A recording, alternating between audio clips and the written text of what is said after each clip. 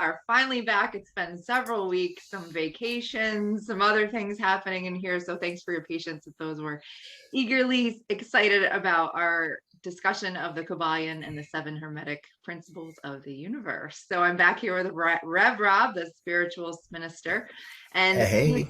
the name spinster is going to come in today, I think, a little bit when we start talking about spinning and as above, so below. So we are on Yes. the law of correspondence. And the law of correspondence is the discussion of as above, so below, as below, so above, as within, so without, and as within, as without, so within.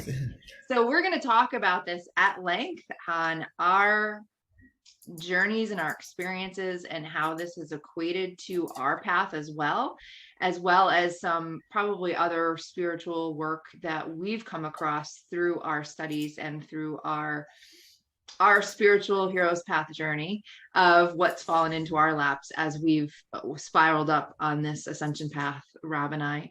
Different paths, different realities, but so in resonance with a lot of these teachings. So the second principle, the law of correspondence, let's talk about this in a little bit more detail. So let's start with as above, so below. So until you really get into the Kybalion and the discussion of this, you may have seen this in your outer reality or your inner meditation practice on your own, not necessarily knowing it was related to this Hermetic principle. But one of the aspects I'm going to give, I think, that makes it really black and white for people is sacred geometry. Okay, so sacred geometry from the principle of as above, so below. We often, if you've studied sacred geometry before, one of the most basic geometric models that is given with this path is the flower of life. Okay, and the flower of life, sacred geometry, shows the symbolic 7 days of creation. They starting with the first sphere of light, and then it replicating itself into 2. And there we have the Vesica Pisces split. Okay, so when the 1 became 2, and then you have that, it's kind of like the eye in the middle of the 2 circles. You have that split of the 2, which is very symbolic of the sacred geometry of the embryonic phases of development once a child, once conception occurs. So when we start looking at this 7 days of creation, it not only was talking about this more from like, for those who believe in the Big Bang and the first spheres of light and creation, that everything was created from this sacred geometry, and everything in the universe is created from the sacred geometry. So if you look, for example, the Fibonacci spiral. So anybody can Google right now Fibonacci spiral, and you can see what the spiral looks like and the mathematics associated with it.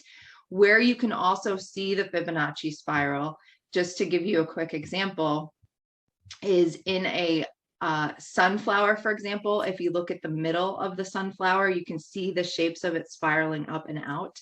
You can see the Fibonacci in a pine cone, how it spirals up. You can see it in pineapples. So this spiral that occurs in the universe, also through Kundalini and pieces like that, this spiral can be found in lots of different ways in the mathematics when we look at divine geometry. And for those who study deeply into this, know that if you look at the reproduction of a bee, for example, you will see the mathematics associated with how that plays out when the mating pieces occur with male or female. For example, it can follow a Fibonacci sequence. So there are binary sequences and Fibonacci sequences, and these can be found throughout creation.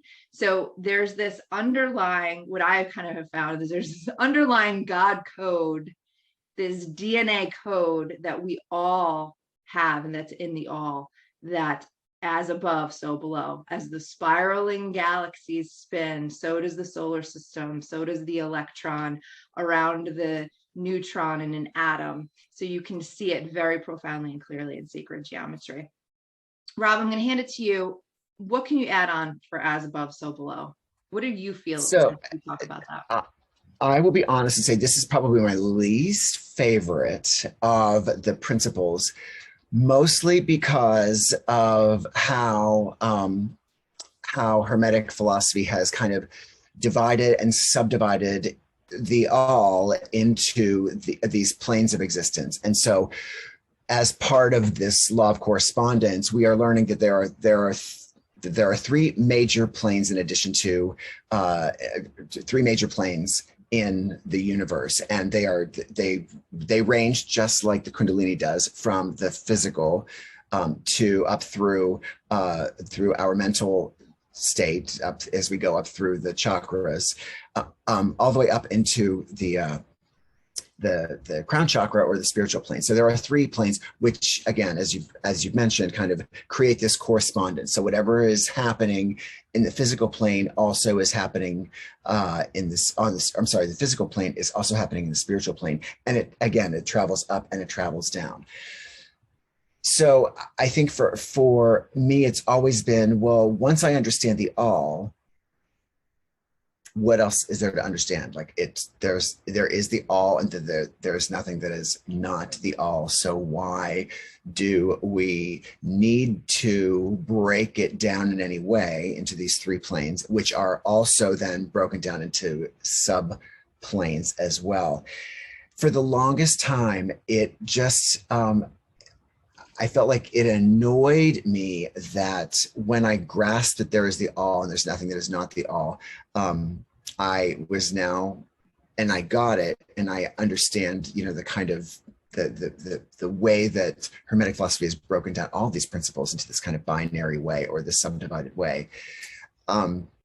Just today, in looking through the Kybalion again, I discover, and I bookmarked it, and hopefully I can find it, but I bookmarked a phrase that basically says, look, oh, here it is, which made me feel validated in what I was thinking. These divisions are more or less artificial and arbitrary, for the truth is that all three divisions are but ascending degrees of the great scale of life, the lowest point, which is the undifferentiated matter, again, physical plane, all the way up to the spiritual. So basically, it's saying what in my heart I've always known, which is, okay, these are these divisions are created arbitrarily to help describe this to those of us on this plane. So they're giving us a language to use that corresponds with how we are living our lives. So I feel less intimidated by it and less annoyed, and more now interested, because I know it's your favorite, to discuss those divisions and how they work at creating this kind of harmony in life, the as above so below harmony of whatever we do. You've got your melody and your harmony, all these ways that we come together in the center to exist, if all of that makes sense. It totally does. And I love having these conversations. My screen is shaking, so I'm going to try to change that. There we go. Okay. So that'll make people dizzy. Talk about spinning, right? Yeah, I've done it. Yes. So I love having these conversations with you, especially because you just hit it right there. Exactly the essence of the whole thing, right? When we're meditating and we are having that moment that we are connected with the all, and we feel as though we are the all, right? We feel our consciousness so expanded and so no limitations. We're nothingness and we're everything all at that same moment. There's no split there. There's no division. There's no separateness. So in order to break it apart and we have to then bring in the logical mind, not just the intuitive side that we're kind of just floating in, right? And analyze it and split it apart and break it apart to make sense of it. But the beautiful part about this that I love about the Hermeticism is it created a map. It's a blueprint. It's a model for ascension. Yes. So if we had not otherwise necessarily known these laws or these principles, we couldn't first. It's kind of like, I'll give some of my viewers know that I'm trained in ancient Egyptian ascension. If you look at the story of Set and Osiris, okay, where Set kills Osiris. He's dismembered, and all different pieces of his body are spread across the planet. And Auset, Isis, and Nephthys, another word for Isis as Auset, and Nephthys work together to bring, the divine feminine works together to bring all the aspects of him back together so he can resurrect into Horus. Okay. So it's symbolic of that story because it's breaking everything apart. And it's very similar to the ascension story and the awakening story of the hero's journey of the individual. You're pulling yourself apart to know yourself, to analyze and see yourself so that you can put yourself back together in a divine way. Right. So the aspect of the as above, so below, it's tricky to say as above is the all and the below is not. That doesn't make sense. Right. Because that's not exactly right either. Right. It's all the all. Right. But if you take it a step further to say that as within and as without is the all, right? So if we invert it, and we say everything is within us, when we have that moment in meditation where we realize we are everything, then we realize that everything is actually within us. The planets are within us, the stars are within us, the universe and the galaxies are within us. So that technically could be considered the all from a very high dimensional consciousness perspective, a very evolved being that can hold that attainment, if that makes sense. So I do love that idea of it all being contained, and it's something that I have embraced fully. So, in my own personal practice, because it is a revelation when it happens, and it's powerful. So, and you're right, that's a much easier way for me to even in my annoyance look at it as within and without. So in a way, I've done some blog posts on this. People will see as within, so without, as above, so below. On a lot of my Net of Love Instagram blog posts.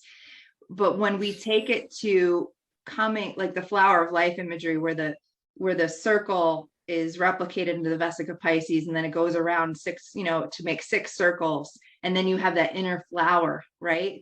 That flower, which is so beautiful of creation. Is it really kind of us going backward from separation to unity? Right? And why is it so uncomfortable for you? Maybe it's so uncomfortable for you because in order to understand it, you have to separate and divide so much. Yes. Yeah, I think so. Or to recognize that I am a person that have always hated kind of syllabi and the kind of class outline. So perhaps it's just my resistance to the fact that the outline is here. The knowledge is the totality of it, and I'm just resisting knowing that there's a map that, should I need to, I can trace that map and follow it.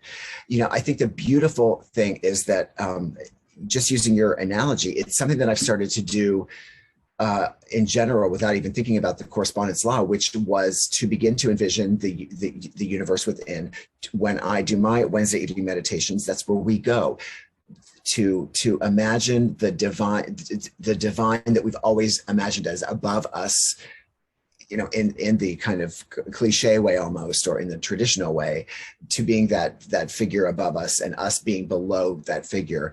It is easier for me to say, well, listen, the God is within. So when I am praying, I'm not going to look up and out. I am going to look within, because the answers are coming from the only voice that I can know, which is my own voice. So if I look inside and then I listen, and what comes out is also my voice, that is what God is. That is what the divine is.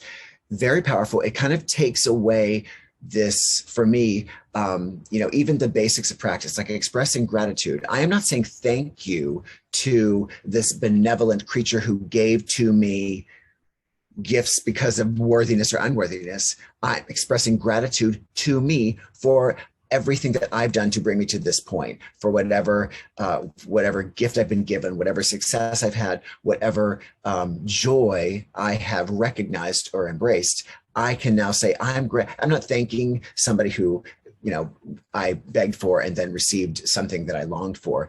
I am literally saying I'm grateful that I recognize the me in me, the big me in The me. divinity within you. And that's right, the divinity Yeah. within me. And so it then becomes, I'm going to give me what I desire. I'm going to give me what I desire. It comes back to what we always say is it's Holy about divine. that choice. It's about that, and it sounds like, again, it's that kind of idea is heresy in some faiths, but it's very powerful. And so thanks to you, I can recognize that experience that I've been having as the principle of correspondence. But it goes So, back to the ancient knowledge that was lost in a lot of the dogma and the doctrine, that for whatever reason, people were forgetting that we are divine, right? We've talked about this, I think in the last podcast, that that if it's something outside of you that's judging you, then you are going to have that judgmental voice if that's what you're connecting to as your God. right. And the whole, I think my greatest teaching, because it was my greatest lesson, is that we only ascend through self-love, through loving our divinity. And there's biblical passages on this. We were made in the image. We were made in the image. We are the replica of the split of the two, and then creating again and again and again through reproduction and through divinity. Right. Yes. And yes. we are that. We've given that up. There are some generations that, we're told not to be boisterous, not to stand out. This comes out in my teachings with women, and it's like, yes, and we forgot our divinity in the process. And the king here, another passage of the Bible, the kingdom is within. So here's this, as within, so without.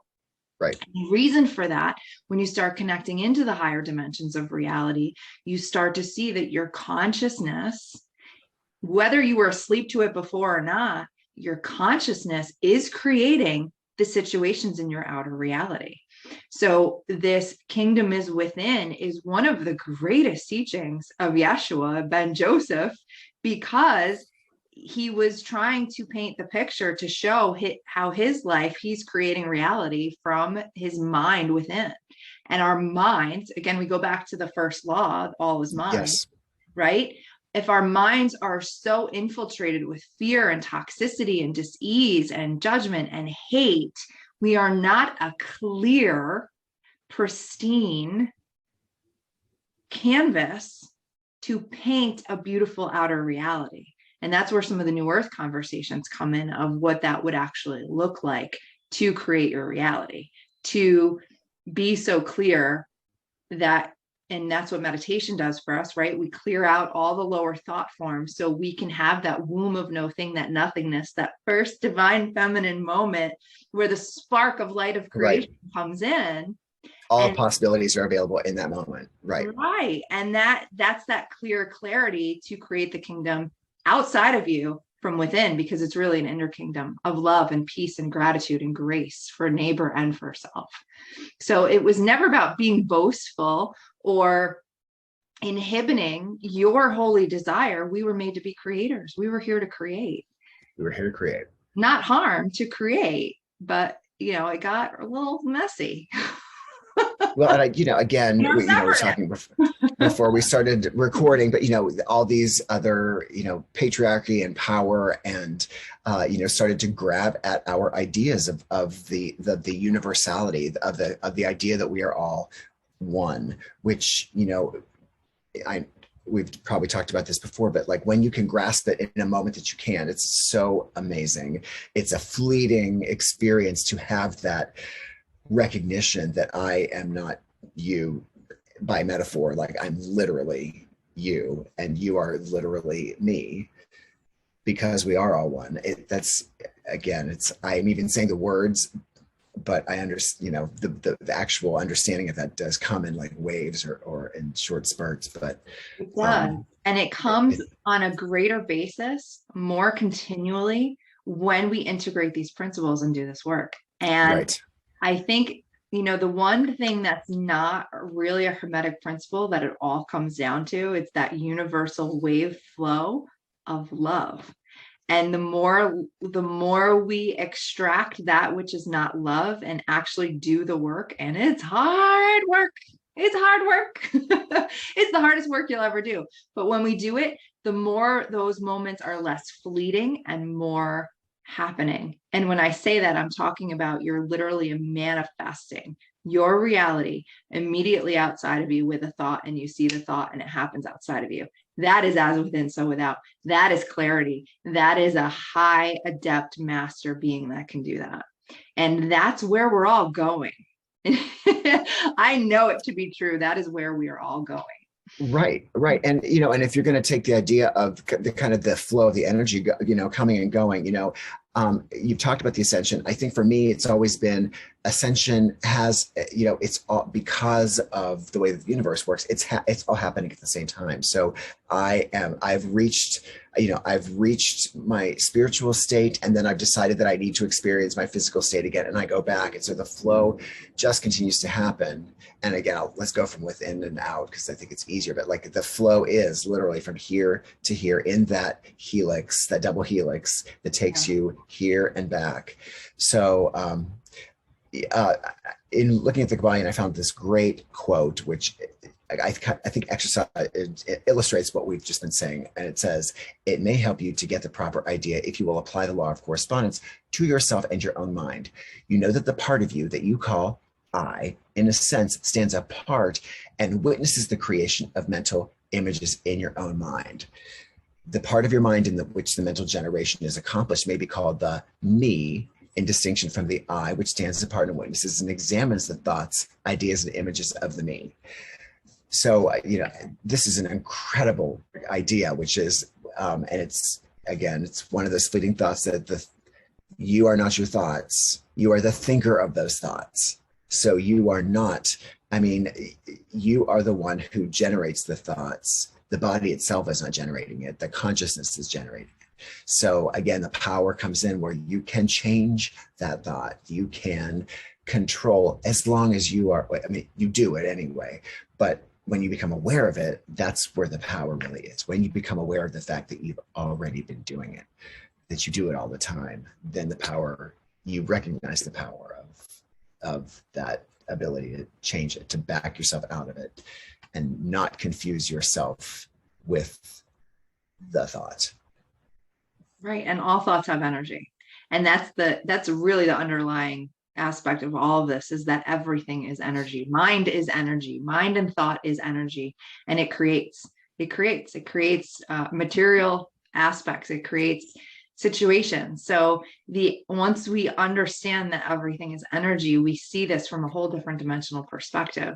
And the mapping systems, Barbara Hand Clow has one of the best interpretations of the dimensions of reality. It's called the Alchemy of Nine Dimensions. And again, it's a map. And I have my own experience with the dimensions where I might not necessarily agree exactly with what she says, because it's the inner that's the most important.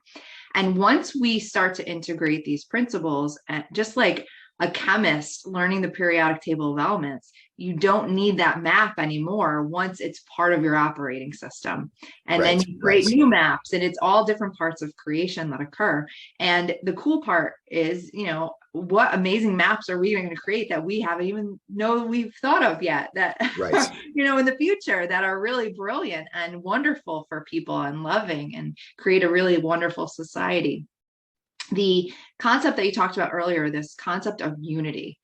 So I want to talk a minute for this, you know, higher fourth, fifth dimensional understand. It's not an understanding. It's like you said, that fleeting moment. It's a awareness. Experience of. It's an awareness where all of your senses are, whoa, what's happening here? Because this isn't Kansas anymore. And this is really beautiful. And it's like the Buddhists talk about the enlightenment moments. You've completely cured your illusion of separateness. You understand that you are one with every being, every animal, every tree, every leaf, every electron on the planet, and your consciousness is influencing it. And all of our consciousnesses are influencing it. And that's where this kind of new earth paradigm comes in, for us to truly understand and embrace our power as creators, so that we're actually awake and creating from good and love, not creating from lower thought form anymore, which has created wars and disaster and so many other things. So it's a really exciting time, because the science is starting to catch up with all of these pieces, with quantum mechanics. And I wanted to talk really quick about, I've said this before, one of my favorite books is The Holographic Universe. And I believe this is discussed in the holographic universe, but it's the implicate. Actually, I start with the explicate order and the implicate order. Okay. So the explicate is more of that unfolded, evolved everything, right? The explicate. The implicate is more of the anthill, and you're analyzed down and you're looking at the separateness. And they really talk about this in the Kybalion. The paradox of understanding that it's both, It's that it's both. all, and that we are multidimensional. So we can have a moment in the realms of duality of anger and frustration, and 20 minutes later, our heart opens and we're sitting in a fifth dimensional reality outside of us in that moment, and we're feeling the heart expansion and the beauty. It's okay. It's all part of how we evolve as a society. We are going to have those moments. So we interchange and interconnect with the explicate and the implicate, depending on our level of perceptual awareness, depending on the frequency that we're holding in our heart space at any given moment. And it's all connected. It's all connected and interconnected. And when we then understand the as within, so without principle, that our consciousness actually impacts that, we can awaken to this understanding that we should really be taking some major responsibility for what we're creating in a very powerful way. Absolutely. Yeah. And again, to go back to the kind of the flow in and out of it, it's like the reason that it is both at the same time. It is, we are all, all of these at the same time. We are within and without is, can really be illustrated in the fact that, as spirit, as us creating with our minds, the manifest universe happens, that relationship exists. And, I think we've probably talked about this before as well, but for me, it was the analogy of, while I'm not a parent, when I first was told in another church that, I could never understand this sacred mystery of God, Father, God, the Son, God, the Holy Spirit. That is an example of the law of correspondence. The Father, and we have, this is how our humanity is. There is the parent who gives birth to the child that has all of the identical genetic composition that the parent does, only is also separate. So it is the parent in its DNA makeup, as well as the child is also its individual self. And so when I kind of got this, I was like, well, I kind of get it, because that's how the world is, that's how humanity is organized right now. So they do exist at the same time. The unit that is you and your child, just as an analogy, is that you are the same and you are different. You are both at the same time. So, and we'll see this a lot more when we talk about the other principles, which are, I think, organized way more in a binary way. But also the caveat is always, we're saying, we the three initiates, the authors of the Kybalion, are saying this is binary, but let's just always remember that that's only arbitrary. That's how we're trying to communicate this to you, the initiates, which is, it's still all the same. It's still all one. It's still all the same, which it'll be fun to talk about when we get to others as well. I'm going down a matrix visual of ones and zeros, binary. Okay. And duality, right? Dark and light, 1, 0. And what you just said about the mother, father, and the child, it's like the descendants, right? But there's the ascending principle of this more Christ blueprint. And I'm not here. You can find some of these teachings in the books in those pieces, but just to really pull it out and just to say it black and white, the ascending principle is that inner child coming back into the inner masculine, divine masculine, and the inner divine feminine to create the holy child, which again was the Yeshua, was the Horus, was the Mithras, was the Zoroaster, when we get into how long this story's been told, for how many centuries, how many millennia. And the ascending principle is taking the separation and coming back into one. So the ones and the zeros were only ever one, but it's nothingness and Right. everything at the same Right. time, coming back into a relationship of unity. So it's no longer separated into the Vesica Pisces, which is a material, but you're looking at it more from a spiritual component of coming back into unity, into oneness within first, to be able to see the oneness in the outer reality. Right. When I'm holding my divine feminine, every feminine I come across is going to be a divine experience, and it's going to be really beautiful. And I have to tell you, I am surrounded by the most beautiful divine feminines, and the masculine too. When I am and connected at one with my divine masculine, I am seeing divine masculines outside of me all the time because I've cleaned up those inner shadow work. And I have to thank my team that works so closely with me and the Egyptian pieces for that, and for guiding me and showing me all those pieces as well, because I could not have ever done that without them. But they're all part of me. They're all Right. They're all mirrors part of of you. me, right? I called them to me. I wanted to do this work. It was so profoundly important to me. So the right people came in, and there's so much more to go. Well, and what's great is that, you kind of, it's like you've really illustrated a reverse engineering of how we've been, how we can look at our lives to return to spirit. So our spirit selves, we're not supposed to be looking for the answers in spirit. Our spirit is looking for the answers in how life has been manifest. And so when we recognize that this is how it's organized, we see, oh, this is how it is. So we as material, as the manifest universe are, that manifest universe is the language by which, when we are aware, we will see how spirit is organized, how everything comes together in that harmony, in that correspondence to recognize our allness, or our all. So I love what you said, reverse engineering. That's such a great way to put it. And I'm an extremely analytical mind, so I will take it to the edges of the universe, and then you never get the answer, because the answer is, you're creating the answer eventually. Right. Like, you know what I mean? The event horizon of the black hole, you are creating that relationship in your mind, right. in our consciousness, in each of our own little realities. So once we get to those super large levels and those super small quantum levels, we understand how consciousness impacts us more than we ever knew before. And that's the as within, so without, as above, so below concept. Exactly. So I know people can take this in so many different directions. I remember sitting in philosophy classes when I started religious studies, and we rip it apart in so many different ways and never get to any answer, because of the paradox, because of the fact that in paradox there is unity. In duality, there is unity. So it's all these concepts flow together, and you have to be willing to jump the concept of paradox to get into that higher dimensional understanding of love, right? Out of the planes of duality, where you're wrong and she's right, blah, blah, blah. You can go on all day and dramatize and separate and distract, and it's just going to keep us from not being clear up in here. And the more we can stay in unity, the more we can see the unity outside of us.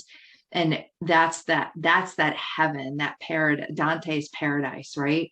That's the understanding the heavenscapes, to start creating them and clearing out what's in here to create them.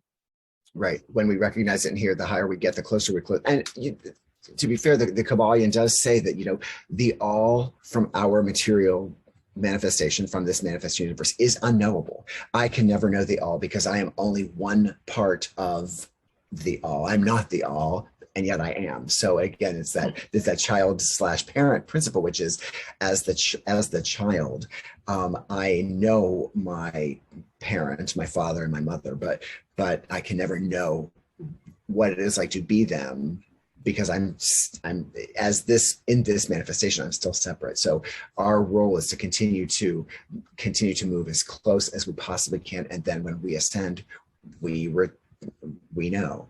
But we are here to get as many experiences to understand this, to unlearn what we've learned, again, that reverse engineering, that we're separate, and to remember that we're that we are all one. And it is a process of remembering.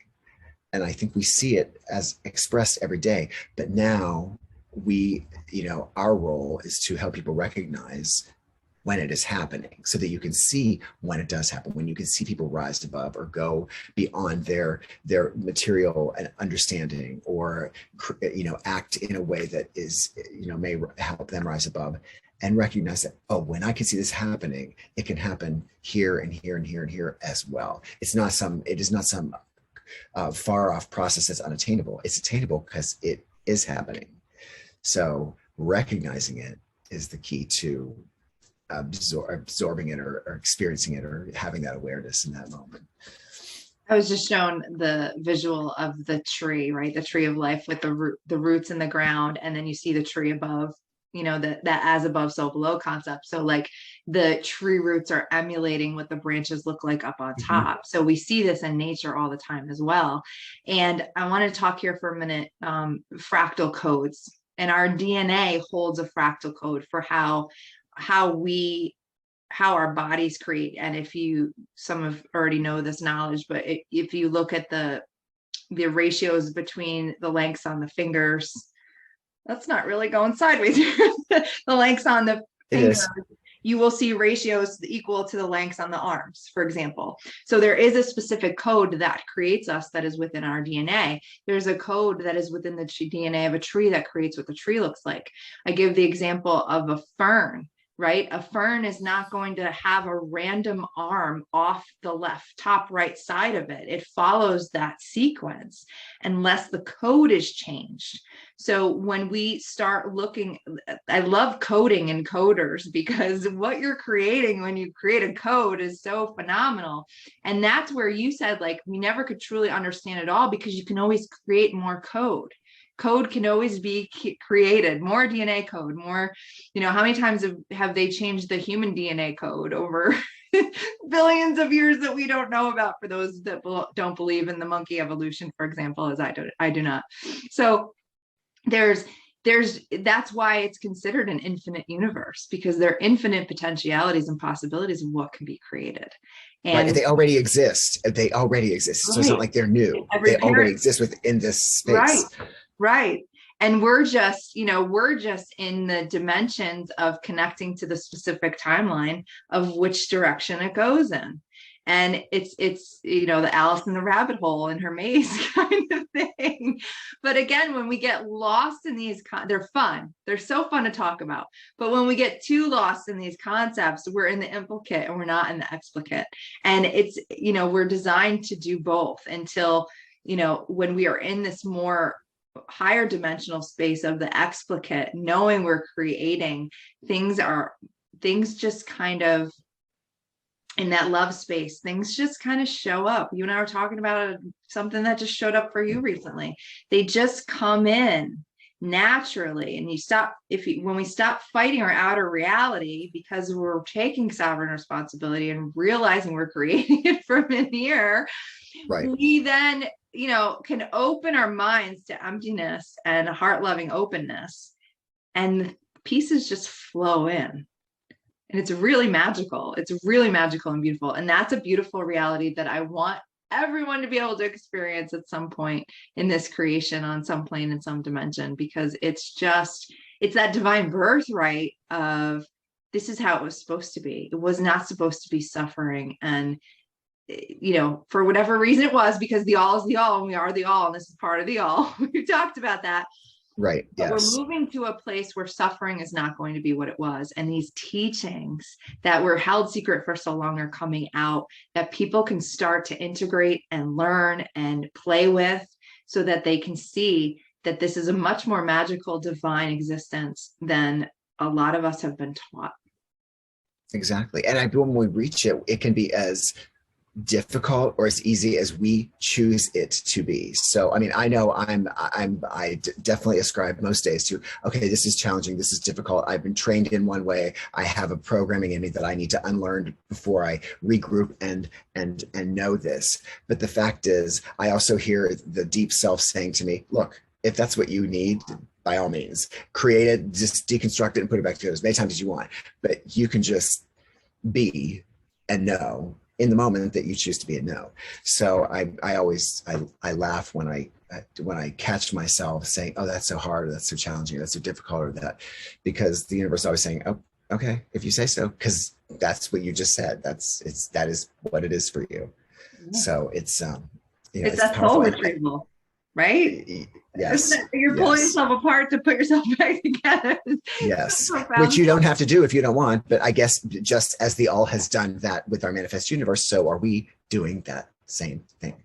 So all knowing that we can pull it apart, but we don't have to, because it still already is. We're just peeking. We're just giving ourselves a way of looking at it. And I think you're going to hear us say more and more over and over again. It all comes down to that responsibility that you talked about. Like, when you recognize that it is you that is creating this for you, then me creating it for me, then that's powerful. And most of us don't want to go there. We want to learn more. We want to hear another principle. We want to hear what's happening on principle 3, but it's still going to come back to, the more you know, the more, I have news for you, you're going to realize, oh, it just keeps telling me over and over again, it's me. I'm the creator of my universe. Yeah. And what is not love is typically dense and heavy. And when we're holding a dense and heavy frequency, we don't manifest very quickly. Things are slow, or in the sludge, you're in the mud, it's not moving, things, right? And when we're holding this frequency of love, we're limitless, absolutely limitless. And women and men. And I say that very importantly, because we have so many programs, so many brainwashings, so many pieces that have kept us from our own divinity, both men and women, in different ways. And we have so much to heal.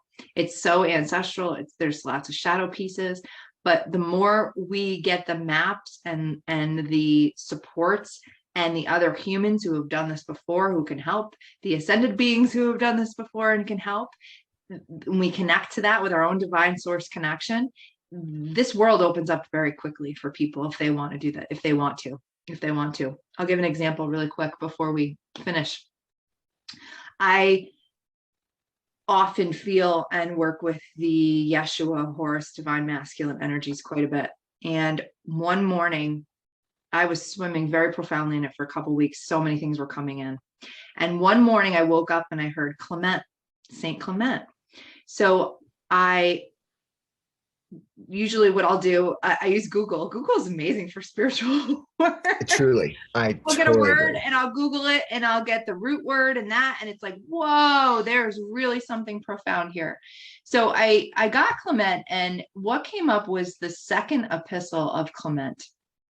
And it's this whole thing is very interesting. And basically what it says is that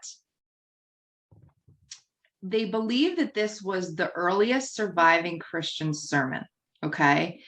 Aside from those in the New Testament, so that he actually gave this sermon. And the concepts of it I want to talk about because they connect very much to the law of correspondence. And just to kind of go through really quick here, what was said, and there's so much controversy over this stuff, and Rob, you know that, because some of this is Coptic, Egyptian Coptic. I mean, if you've just read the Bible and not gone beyond that, there's so much more in the history of how this all came together with the Apocrypha, the Gnostic texts that were kept out of the canon. And this was actually described to have been in the canon, but was taken out of the canon. So there's so much controversy and aspects here that really, really get people angry. But again, you're talking about implicate, not explicate. So we have to not war over implicate anymore. So anyway, right. Just to be really quick about this. So in this second epistle of Saint Clement, it says that this was actually part of the Gospel of Peter. And he said, when being asked by a certain person when his kingdom would come. So the person was asking Jesus, when would my kingdom come, right? We've talked about the kingdom throughout this whole podcast. this is what he responded with according to this epistle. Again, the exciting part about this is they say it was written in 95 to 140 CE. So it's very early, very, very early, which always makes me feel like it's a little bit more real because it wasn't, thousands of years later. Right. So here's what he said and responded. When the two shall be one. Okay, we already talked about the divine feminine and divine masculine. When the two shall be one, and the outside as the inside, without, within, and the male with the female, neither male or female. Okay, so he takes it even further, and here was another interpretation. If we are children, shall we enter the kingdom? He says, I'm going to take this a little deeper this time. When you make the two one and make the inside like the outside like the inside, and the upper side like the underside, and when you make the male and the female into a single one, so that the male will not be male and the female will not be female. When you make eyes in place of an eye, okay, we have that third eye, is my interpretation, a hand in place of a hand, and a foot in place of a foot, an image in place of an image, then you shall enter. And that's verse 22, and we're in 2022. So there's just so many cool things when you start working with your direct divine source connection. So now you know one of the reasons why I love this law of correspondence so very much. Here's another one of them that came in for me. So it's so fun to digest this and piece that apart, the eyes and the hand and the foot and what that all means. And right. But ultimately, we were created creatures of two hemispheric parts of the brain, left hand, right hand, all those pieces, one side controlling the other side of the body. And we somehow in the fall, there was a split. There was a spiritual and an energetic split of the energies within us, which has created such a warring time on our planet. And when we start to come back to that more hemispheric sphinx, oh, I said sphinx, hemispheric sync, no pun intended. When we come back to that and we come into oneness and unity within ourselves, we shall enter the kingdom. So kingdom come, thy will be done.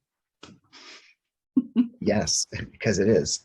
It exists. It is within us. On the earth as heaven. Yeah. Where we're heading, my friends. Whoever wants to come. Anyway. Hitch a ride. We're here. Yeah, we're here. Again, if you have questions, send us. If you have stories to share about this, so many of you have such brilliant, mystical, metaphysical, magical, divine stories like this. I could share so many from so many of the beautiful people in my world right now. And it's just really divine and beautiful. And it was never meant to be divisive or hurtful or harmful. So we're getting there. It takes a while for humanity to evolve consciousness.